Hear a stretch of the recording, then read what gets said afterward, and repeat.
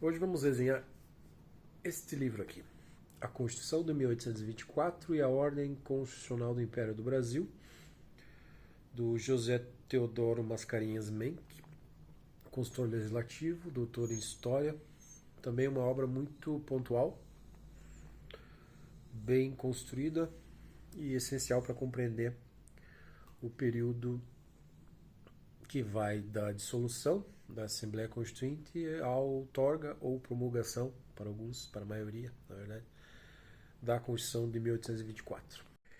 Logo após a dissolução da Assembleia Constituinte, ainda sob os louros de uma vitória fácil, Vasconcelos de Drummond faz referência a diversas aclamações populares em que o volúvel populacho vitorioso de Dom Pedro, no dia 12 de novembro de 1823, conseguiu a dissolução da Assembleia Constituinte. Dom Pedro I, contraditoriamente, deu início à sua obra de constitucionalização do Brasil. Afinal, seu objetivo, pelo decreto de 12 de novembro de 1823, fora salvar o Brasil dos perigos que lhe estavam iminentes, porque a Assembleia havia perjurado aos solenes juramentos que prestara à nação.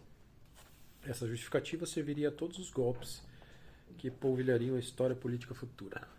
O ato da dissolução foi ambíguo e ambivalente. Dom Pedro I decompôs a instituição e prometeu convocar outra que deveria trabalhar sobre o projeto de Constituição, que eu lhe hei de breve apresentar, segundo ele, que será duplamente mais liberal do que a extinta Assembleia acabou de fazer.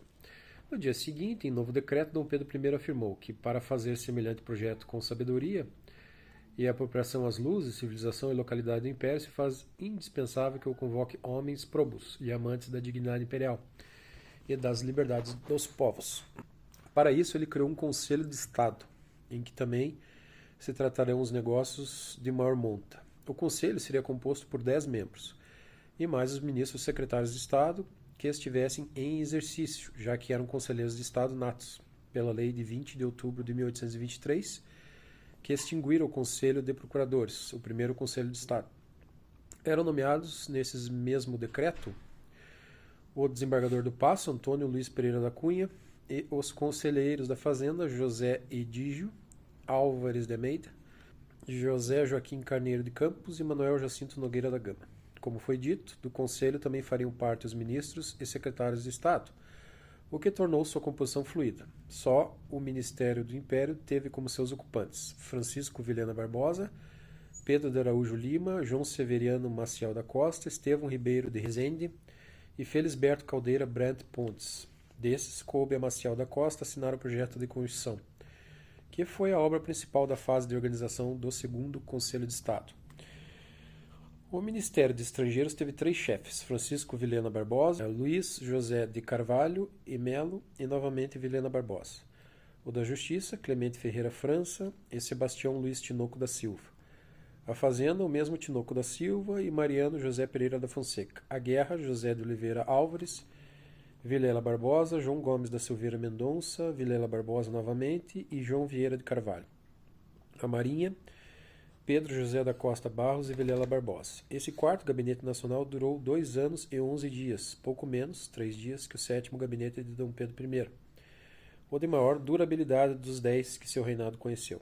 A mudança constante dos ministros não lhes tira a qualidade de conselheiros de Estado, e deles é Vilela Barbosa a figura principal pela constância e permanência no ministério e nas várias pastas. Com isso, como bem lembra José Honório Rodrigues, o Conselho de Estado teve composição variada, maior que a indicada usualmente pelos estudiosos, como a composição de 10 membros indicada por Tavares de Lira.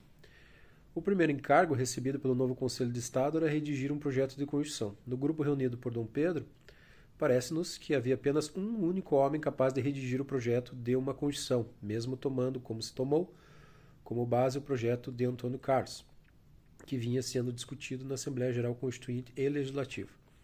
Dos 4 nomeados, no dia 13, só José Joaquim Carneiro de Campos era jurista, eminente. Embora Pereira da Cunha, Maciel da Costa e Carvalho e Melo fossem magistrados e José Edígio formado em Direito. Podiam discutir, debater, opinar, argumentar, como o poderiam Mariano José Pereira da Fonseca, formado em Matemática e Filosofia, tal qual Nogueira da Gama, Marquês de Baipetende, ou ainda Vilela Barbosa, matemático de formação, militar de carreira, comolente da Academia Real de Marinha. No entanto, escrevê-la exigia qualidades especiais, conhecimento de direito público constitucional, de que a maioria não dispunha. Aos 11 de dezembro, dava ao Conselho de Estado por fim do seu projeto, e já no dia 20 estava impresso. De acordo com o Visconde de Porto Seguro, o projeto se limitava a dar melhor classificação às doutrinas consignadas no que for oferecido à Assembleia, a ser mais generoso a respeito da liberdade de cultos e a introduzir como primeira experiência ensaiada na prática o poder moderador, lembrando que pelo insigne e liberal publicista Benjamin Constant. Foi seu principal organizador Carneiro de Campos, recebendo de Vilela alguns retoques de relação e modificação da ordem de exposição das doutrinas. Armitage pensa do mesmo modo. Transmitindo informações orais da época, diz que o autor seria José Joaquim Carneiro de Campos. Já Rio Branco sustenta que foi Francisco Carneiro de Campos. Em verbis, era magistrado quando foi eleito deputado à Constituinte de 1823. Dissolvida esta, redigiu o projeto de Constituição apresentado por seu irmão, José Joaquim Carneiro de Campos, Marquês de Caravelas, ao Conselho de Estado e aceito com pequenas modificações. Acrescenta Tavares de Lira que antes dele Silvestre Pinheiro e o Visconde de Ourém também o afirmaram. E Braz do Amaral informava que um dos descendentes do ilustre estadista, do Marquês de Caravelas, o meu colega, Dr. José Carneiro de Campos, afirma ter ouvido, em menino, de pessoas da família, a declaração de que as disposições liberais da Constituição se deviam não tanto a José Joaquim, mas ao irmão deste, Francisco Carneiro de Campos, espírito mais adiantado do que o do Marquês. A conclusão de Tavares de Lira é que, incumbindo José Joaquim Carneiro de Campos pelo Conselho de Estado de redigir o projeto, transmitira esse encargo ao irmão, Francisco Carneiro de Campos, que dele se desobrigou a contento depois de assentados, como era natural, os pontos de vista que mereciam a aprovação da maioria dos conselheiros. É o que explica lhe atribuírem a autoria da Carta Constitucional. Para José Honório Rodrigues, a tese de Armitage, abraçada por Porto Seguro, é correta. Em primeiro lugar, Armitage foi contemporâneo aos eventos e poderia ouvir os protagonistas, diferentemente de Braz do Amaral, que ouviu os fatos de pessoa da terceira geração. Segundo, Rio Branco afirma, mas não prova nem alega nada em abono de sua tese. Terceiro, todos os que já tiveram oportunidade de ler a obra parlamentar de José Joaquim sabem que ele era profundamente versado em direito público, constitucional e administrativo, além de grande conhecedor das correntes doutrinárias do pensamento político. Quarto, num confronto com o irmão, Francisco, José Joaquim não perde, mas ganha na exposição oral parlamentar. Quinto, só ele era capaz de fazer aquela obra. No conselho, e havia de querer para si e não para o irmão a glória de fazê-la. Sexto, seu serviço foi tão grande que, tal como outros conselheiros, foi premiado em 1826 com uma vaga no Senado, representando a Bahia. Sétimo, se o irmão tivesse elaborado a comissão, certamente teria sido nomeado por Dom Pedro senador em 1826 e não em 1829. Nem creio tampouco que se possa atribuir a Francisco as disposições liberais da Constituição, pois ambos os irmãos eram liberais moderados e na vida parlamentar revezavam as posições mais adiantadas ou recuadas, segundo as circunstâncias políticas. A fonte em que se inspirou José Joaquim Carneiro de Campos foi o projeto de Antônio Carso. O barão Homem de Melo fez um cotejo dos dois textos mostrando com evidência meridiana a quase igualdade da doutrina, ainda que o texto de José Joaquim Carneiro de Campos seja mais seco, enxuto e conciso.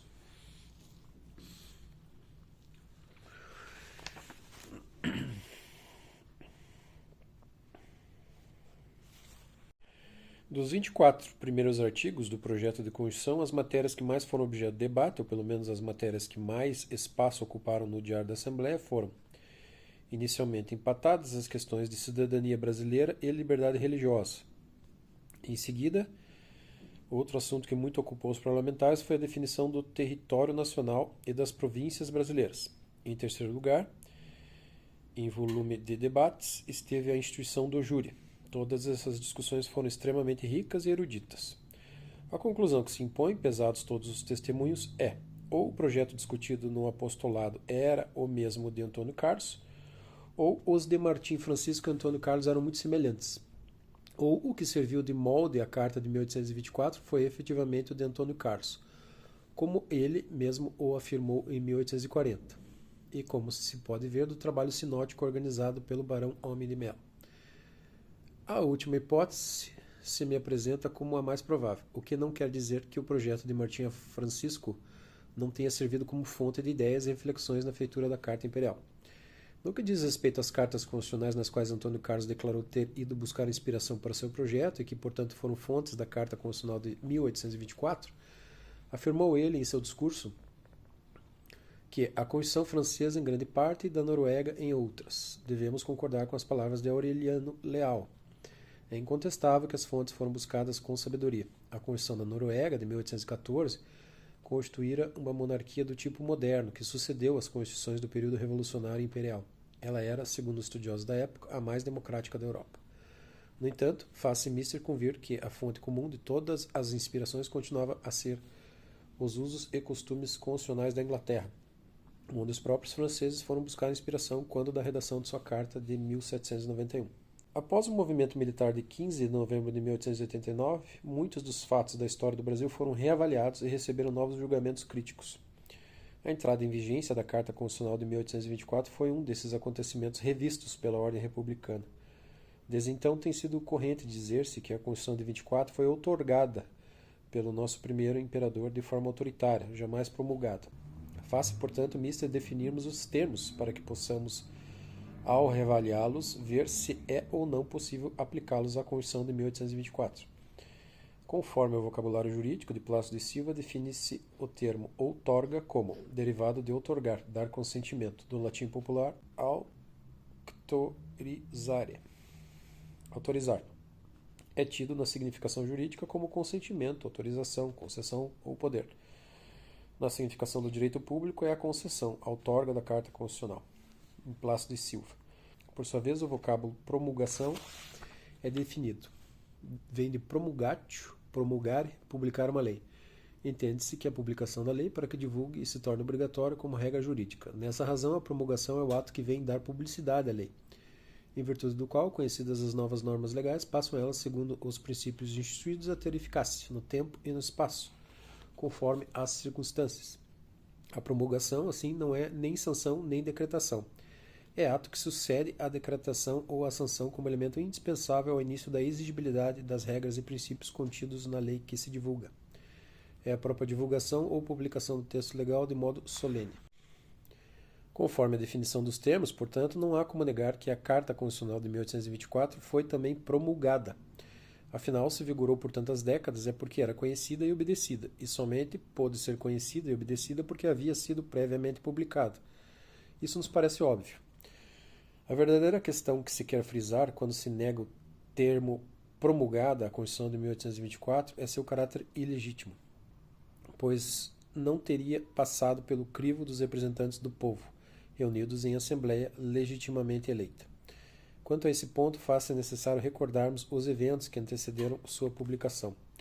O conselheiro Antônio de Menezes Vasconcelos de Drummond, testemunha ocular privilegiada dos eventos que levaram o Brasil à sua emancipação política, tendo sido por vezes protagonista, assim descreve os acontecimentos. Em 26 de novembro, nomeou-se uma comissão para discutir a Constituição que o imperador apresentara em projeto. Foi este um dos meios que o governo empregou para acalmar a irritação pública. Mostrava-se arrependido e queria reparar a sua falta, e assim balançava o país em esperanças que poderiam bem não ser realizadas, se porventura as circunstâncias assim o permitissem. O projeto de Constituição, que o imperador apresentou à discussão, ele o achou feito no apostolado, onde tinha sido apresentado por Martim Francisco. Posso atestar esse fato porque fui eu que pus a limpo a minuta de Martim Francisco para aquele fim. A comissão ajuntou-lhe os conselhos provinciais que o projeto originário não tinha. A desconfiança, sendo geral no Rio de Janeiro, entenderam como meio de contraminar as dissimuladas intenções do governo que convinha que o projeto fosse convertido em Constituição jurada e observada imediatamente. Por esse modo, ficava dispensada a convocação de uma Assembleia Constituinte e os embaraços de uma discussão, que podia muito bem trazer consigo consequências fatais à independência e à integridade do Império. Na Constituição se achavam os meios de evitar outro golpe de Estado igual àquele de 12 de novembro. A Bahia entendeu como o Rio de Janeiro e requeriu igualmente que o projeto, tal qual se achava, fosse jurado e posto em execução sem a menor demora. As outras províncias fizeram outro tanto. Pernambuco, porém, não anuiu e resistiu, até que, vencida, sujeitou-se aos ferros do vencedor. Concluída com surpreendente rapidez a fase de redação do projeto de Constituição, iniciou-se outra, a de sua legitimação consensual pelas câmaras municipais. Na época, a mais importante e larga base de representatividade da população brasileira. Dom Pedro, quando da promulgação do decreto que criava um Conselho de Estado, cuja primeira função seria justamente redigir uma minuta da Carta Constitucional, já se referia a uma futura consulta das câmaras. Havendo eu, por decreto de 12 do corrente, dissolvido a Assembleia Geral Constituinte e Legislativa, igualmente prometido um projeto de Constituição que deverá, como tenho resolvido para o melhor, ser remetido às câmaras, para estas sobre ele fazerem as observações que lhe parecem justas, e que apresentarão aos respectivos representantes das províncias, para delas fazerem o conveniente uso, quando reunidos em assembleia que legitimamente representa a nação. O projeto do Conselho de Estado foi, por conseguinte, por decisão de 17 de dezembro de 1823, encaminhado às câmaras municipais de todas as províncias. Logo, aos 20 de dezembro de 1823, o Senado da Câmara do Rio de Janeiro fez publicar um edital comunicando ao povo que havia lido e examinado o projeto. Não achava reflexão alguma a fazer, antes encontrava uma prova não equívoca do liberalismo de Sua Majestade, de seu Ministério e do Conselho de Estado, e insistiu na necessidade de ser o projeto imediatamente adotado para ganhar tempo, e porque não poderia haver uma Constituição mais liberal, nem menos liberal, porque os povos não quereriam abraçar. Para isso, 2 livros foram postos à disposição do povo, que neles lançaria votos de adesão ou repulsa ao projeto. Aos 2 de janeiro de 1824, a coleta de assinaturas foi encerrada, com 42 páginas cheias, todas firmadas no primeiro livro. Nenhuma assinatura foi lançada no segundo livro. O Senado da Câmara do Rio de Janeiro, em seguida, encaminhou ao imperador uma solicitação de audiência para não apenas lhe comunicar o resultado de sua enquete, como também para lhe solicitar o imediato juramento do projeto de Constituição, dando-lhe imediata vigência. Dom Pedro recebeu o deputado da Câmara no dia 9 de janeiro, terceiro aniversário do Fico, efeméride lembrada pela deputação do Senado da Câmara. Em sua homenagem, fez sentir a necessidade urgente de constitucionalizar o país, cuja primeira promessa fora feita no juramento aos 26 de fevereiro de 1821. Reconhecia a morosidade com que o assunto seria tratado por uma Assembleia Constituinte, que, aliás, não poderia fazer uma Constituição que não viesse a coincidir com a do projeto oferecido. Em seguida, o Senado da Câmara declarou que fugir dos extremos é a virtude do político. E no projeto que se oferece estão tão bem marcadas as raias dos poderes políticos que nem corremos risco de ver destruída a forma da monarquia nem os povos perderem sua liberdade. E terminava pedindo: cele, portanto, Vossa Majestade Imperial, de uma maneira digna, obra tão gloriosamente começada. No dia 9 de janeiro, já tão memorável nos fastos da história brasileira, poderá ser o dia em que Vossa Majestade Imperial, consolidando por meio de uma tão saudável como justa e liberal Constituição Império, o faça as delícias dos seus súditos e a inveja das nações civilizadas. Dom Pedro não aqueceu. Ainda que agradecido, o imperador preferiu aguardar que outros se patenteassem da mesma maneira. Numerosas foram as manifestações feitas no mesmo sentido. O capitão Lourenço Júnior de Castro falou ao trono que, com todo o desejo da província do Rio Grande do Sul, de São Pedro, quanto antes decretasse que o liberalíssimo projeto fosse tido como carta constitucional. O Diário do Governo passou a secundar o movimento em artigo, proclamando a necessidade de que se abraçasse como lei de Constituição o filantrópico liberal projeto, sem esperar pelas delongas de uma Assembleia deliberante e raras vezes justa em suas decisões. A Vila de Barbacena oficiou no mesmo sentido. Esse ano, ainda que se admitissem debates em Assembleias Constituintes, se reproduzissem as cenas desagradáveis que há pouco se viram representar e que só serviam de empecer a prosperidade do Império e a consolidação de sua independência e indivisibilidade. A Vila de Sabará pediu o juramento imediato e sua adoção definitiva, independente de toda e qualquer discussão. A de São José do Rio dos Montes entendeu que seria gastar inutilmente tempo em tal discussão. Repetia a mesma ideia a correspondência chegada de São João del Rei, porque era o único meio de cortar de uma vez pela raiz todo o princípio de desordem. E aí seguem as províncias se manifestando, né? Pela expedita aprovação, sem assembleia. As câmaras municipais também puderam se pronunciar sobre o texto. E daí a discussão que o historiador coloca sobre o fato da Assembleia ter sido outorgada ou promulgada, né? Houve participação das câmaras municipais efetivamente no texto. Por exemplo, a Câmara de Itu pleiteou a eleição por distritos, diminuição do censo eleitoral, cassação da faculdade atribuída ao poder moderador de dissolver a Câmara dos Deputados, a limitação da faculdade de perdoar os condenados, que não deveria ser extensiva aos ministros e conselheiros de Estado, nos delitos de seus empregos e nos crimes atentados contra a pátria. Também disporam sobre o Exército, Marinha. Em todo caso, nem todas as manifestações foram favoráveis à imediata adoção do texto. A vila de São Bento, do Tamanduá, nas Minas Gerais, adotava o projeto, sustentando, entretanto, que as eleições para a nova Assembleia Geral, ordenadas pelo decreto 17 de novembro de 23, que previa a convocação de nova Constituinte. O Senado da Câmara de Salvador aprovou o projeto, porém frisou. Foi uma geral aprovação, mas não vaga e nula. Não aprovou a vitaliciedade dos membros do Conselho de Estado, nem o fato de as tropas de segunda linha ficarem expostas e serem deslocadas para fora da província.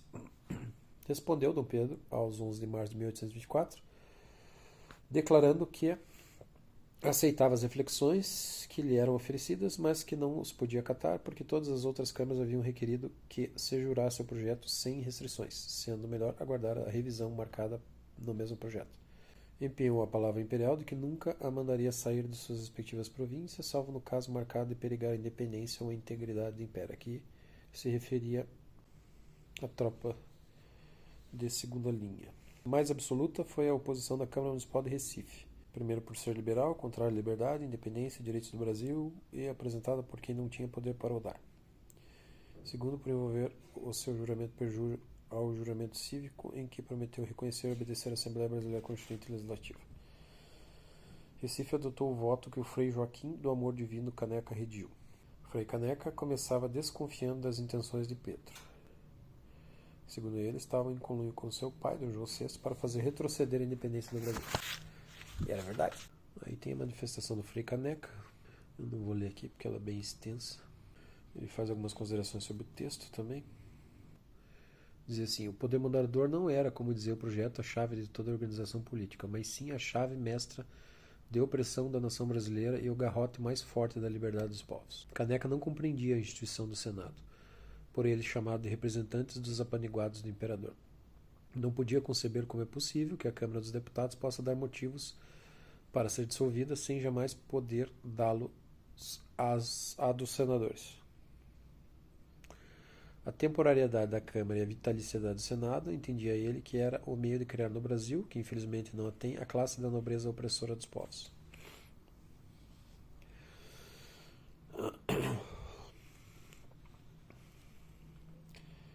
Também investiu contra a figura do próprio imperador. Não é nação, não tem soberania, nem comissão da nação brasileira para arranjar esboços de Constituição e apresentá-los. Não vê esse projeto de fonte legítima e por isso se deve rejeitar por exceção de incompetência. A Sua Majestade, pelos mais extraordinário despotismo e de uma maneira a mais hostil, dissolveu a soberana Assembleia e se arrogou o direito de projetar constituições. Depois fez alusão ao bloqueio do Recife. Não se devia adotar nem jurar semelhante esboço de Constituição, pois o juramento, para ligar em consciência e produzir seu efeito, é indispensavelmente necessário ser dado em plena liberdade e sem a menor coação, e ninguém jamais obrou livremente obrigado da fome e com bocas de fogo pelos peitos. Então, o Caneca estava extremamente insatisfeito com a dissolução da Assembleia de 23. No dia seguinte ao juramento da Carta Constitucional, 26 de março de 24, Dom Pedro baixou um decreto convocando eleições para aquela que seria a primeira legislatura do Parlamento Brasileiro. Conta-se que Dom Pedro foi então alvo de uma conspiração. No teatro, onde ele acorrera para assistir ao espetáculo de gala, em honra do juramento da Carta Constitucional, haveria uma conjura para matá-lo, incendiando o edifício. Já outros cronistas declaram que o incêndio teve por causa um simples descuido do ator Antônio da Rocha, que interpretava o papel de protagonista. Ao pular o ator para o palco, foi o badauquino de encontro a um pano pintado de água rasa, que se incendiou imediatamente, produzindo o desastre.